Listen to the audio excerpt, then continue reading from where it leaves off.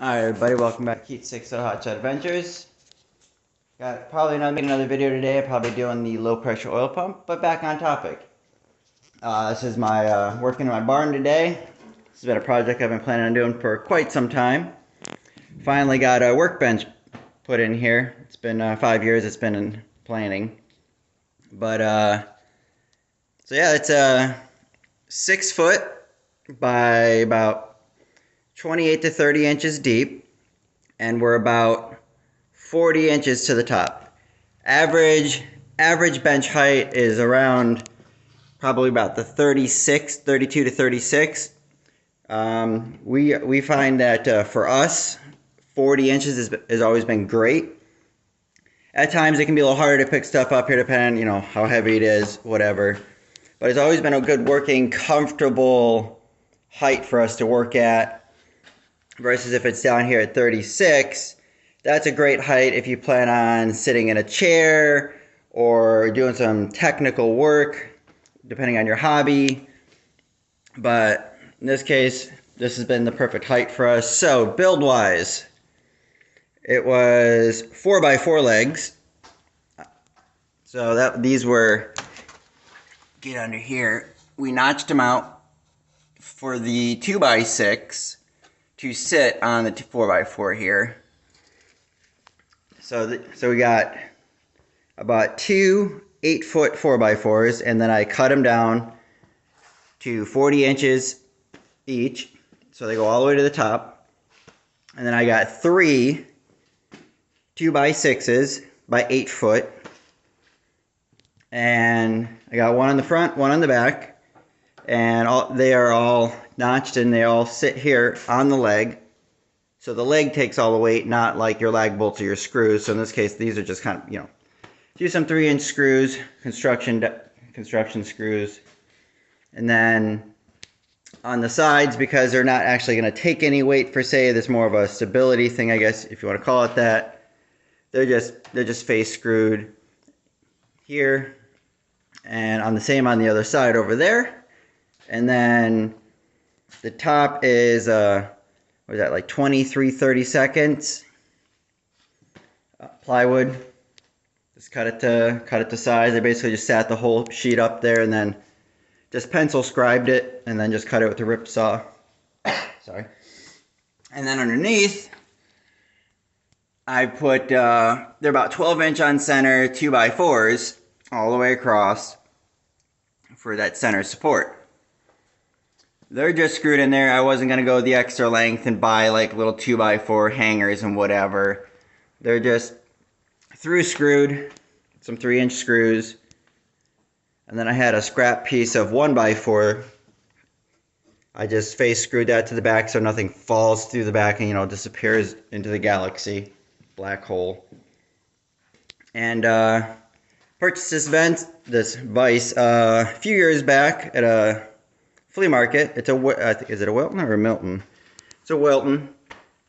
And these are 3/8 inch by about 4 to 5 inch lag bolts. I just kind of started I just pre-drilled the hole a little bit so they had something to start on. Then just used a drill driver. I think I should start it all out here. Just use a drill driver with some attachments and just drove them in. So they're actually in, the 2x6s. And then in this case, this one, there's that 2x4 running here. That's in the 2x4. I did have an issue with this one here. I over drilled a little bit. And it didn't really grab hard, so I just pulled it out. I grabbed a splinter piece of wood and I basically just shoved it in the hole and then ran the lag bolt back in and it tightened it up really nice. So that's the workbench. Still a work in progress, still a whole bunch more to do. I mean, I got my surge protector off on the side. I still got to pull power. I got to bring it up and over and etc. etc. Some conduit here. I got some 10-foot sticks. I'm going to put a, I guess you can call it duplex receptacle, 20 amp. Here's that. And then off, so I'm going to go, it's going to be 220 amperes, and then I'm going to piggyback off of that, and I'm going to run that back up all the way to the back, I'm going to put an outlet back here somewhere, probably up there. It's going to be a switched outlet. Because I don't have any light back here where our toolboxes that we have put. Because I got string lights here and there, but they don't make it. So there's basically no light back there in the grand scheme of things when it's dark. So I'm just going to get some, probably 2 Harbor Freight lights. Plug them in, linkable. Actually just got the, it was just at Harbor Freight, because you know, it's our favorite store. And these guys right here. Since they're going to be on sale coming up, I'm going to get 2 of these since they are linkable. And for 40 bucks, that's not bad for the lumens. I mean, obviously I can get them cheaper elsewhere, Amazon, etc., etc. But so that's what's going to live back there. And then for my air, just have a small Harbor Freight McGraw air compressor, and that goes into a 20 amp outlet, obviously directly on the box. And then, so that hose, so I got an air hose from there, runs along the back. There's a yellow one off of it. Had this tank, I got this tank from somebody, I don't remember when. But this tank is only capable of about 120 psi, is about the max before the little valve up here pops. But the McGraw rated, it will kick about 135. So that's more than that, so I just had to turn down the pressure regulator to match what this is capable of. And then, so I just put some fittings on this. I got my in, and then I got my out with the standard style gauges up there.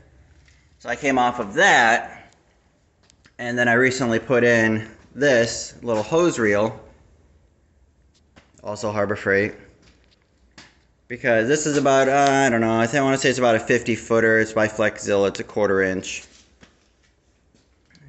And because I was going to get originally the 30 foot 3/8 by Harbor Freight already ready to go, just basically attach it. But I had this hose, and this was the problem. It was either this, or I was just going to get a typical little hanger, and you coil it up by hand, and that's a little more compact, a little neater. And so yeah, so that's it's a work in progress. Power, and then I'm going to probably get a shelf going possibly, and I'm also going to get probably a pegboard going on up here, so I can hang, like, stuff that you hang on a pegboard. Tape measure, maybe some Teflon tape, electrical tape, whatever, So I'm going to get a shelf going there, some pegboard, and then in the corner back there, we're probably going to get a shelf here just above the boxes for additional storage for typical tool. When you buy tools, some of them come in boxes and cases, and you buy them and you only use them like, once or twice a year, which is, usually how that goes. So this was what was left of the sheet.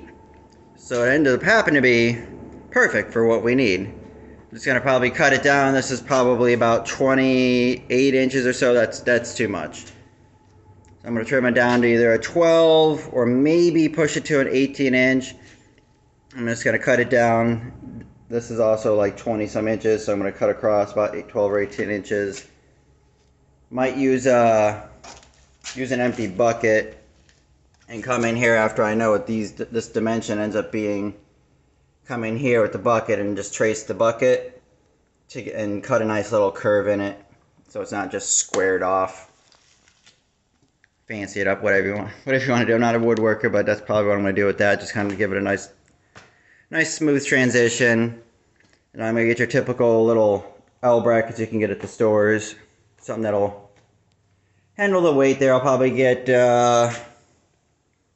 probably 3 or 4 there, and then definitely going to be at least 4 to 8 going down this side, depending on the quality of the ones I buy. Yeah, it's just gonna, the long side's gonna go here above the box, the short side's gonna come up the top. There's a, can't see it, but there's a engine lift hiding behind all the cardboard. And there's a whole bunch more cleanup to do. Trying to get some shelving done. Got still figuring out some organization for my oil buckets, fresh oil. I buy my oil. I got a couple diesels, as you know. So I got a couple, that's 1540, that usually is what I run in the Duramax. So that was on sale, so I bought like 3 buckets of it at the time. I think I'm down to about a bucket and a half left since I've done some oil changes. And then we change oil for some people, so we just buy 5 10-gallon buckets of some Traveler's oil from Tractor Supply. I mean, it's no good. It's comparable to, you know, like what anybody else would buy. You know, like you get at Valvoline or a Quick Lube shop. There's just, you know, you can get them full synthetic blends. Traveler's oil is just as good as any other oil. It's got to go through you, whatever that is, ANSI or whatever the certifications are. And then I got to figure out what I'm doing with all my fuel cans. And then I got my Harbor Freight 5-tier